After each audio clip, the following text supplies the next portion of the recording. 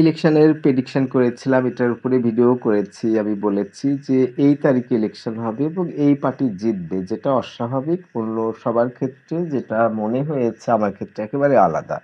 তাহলে এত জটিল একটা প্রেডিকশন কেন করলাম? কিসের ভিত্তিতে? সেটার উপরে একটা দর্শন চর্চা আছে। সেটা আজকে আপনি বুঝতে পারবেন কয়েকটা গল্পের মাধ্যমে। ভিডিওটা লম্বা হবে। আপনি যদি মনে করেন যে বিস্ময়কর কিছু জিনিস জানবো, তাহলে আপনি এই ভিডিওটা কন্টিনিউ করতে পারেন।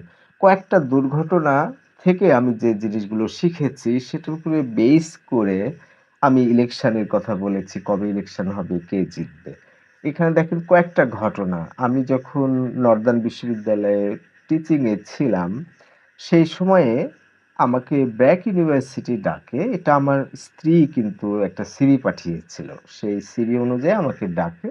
তারপরে আমি যাই, সেখানে এক ভদ্রলোক আরো কয়েকজন ছিল। তারা ইন্টারভিউর মাধ্যমে আমাকে পছন্দ করে এবং আমাকে ফুল টাইম নিবে, ফুল টাইম একজন শিক্ষক হিসাবে ব্র্যাক ইউনিভার্সিটি আমার সিভির গায়ে উপরে লিখে দিল।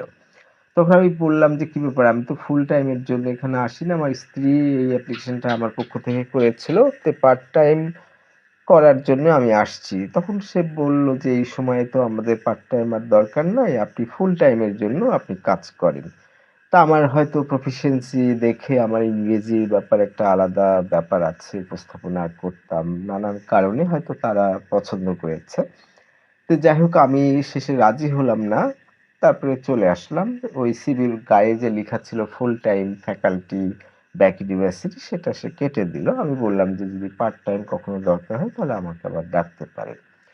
চলে আসলাম। আসার ১ মাস বা ১.৫ মাস পরে একটা ফোন আসলো। আবার আমি গেলাম। তখন দেখলাম যে মিসেস আবেদ। আমি খুব অস্বাভাবিক ফিল করলাম যে তার অ্যাসিস্ট্যান্ট একজন বোধহয় অ্যাসিস্ট্যান্ট প্রফেসর ছিলেন। খুব লম্বা বিশ্বসুন্দরী, হাতে পায়ে মোজা, খুবই ধার্মিক। তিনি বললেন যে, "আমার মনে হয় আপনি আমাদের সাথে কাজ করতে পারেন।" তো অনেকগুলো কথা হলো। কথার পরিপ্রেক্ষিতে আমি শেষে বললাম যে, "না, নর্দার্ন ইউনিভার্সিটিতে এই সুবিধা পাচ্ছি, এটা ওটা" নানান বিষয়ে আলোচনা করে আমি শেষে রাজি হলাম না। কিন্তু ভদ্রমহিলা মিসেস আবেদ আমি উঠে যাওয়ার সময় আবার বললেন যে, "আপনি আমাদের সাথে কাজ করতে পারতেন।" তার মানে উনি বয়সী, অনেক যোগ্য। সে জানে যে ব্র্যাক ইউনিভার্সিটিতে আমি অনেক ভালো করব। তাদের জন্যও হয়তো লাভজনক হবে, আমার জন্যও অনেক ভালো হবে। কিন্তু আমি ওই বয়সে নানান স কারণে আমি রাজি হলাম না।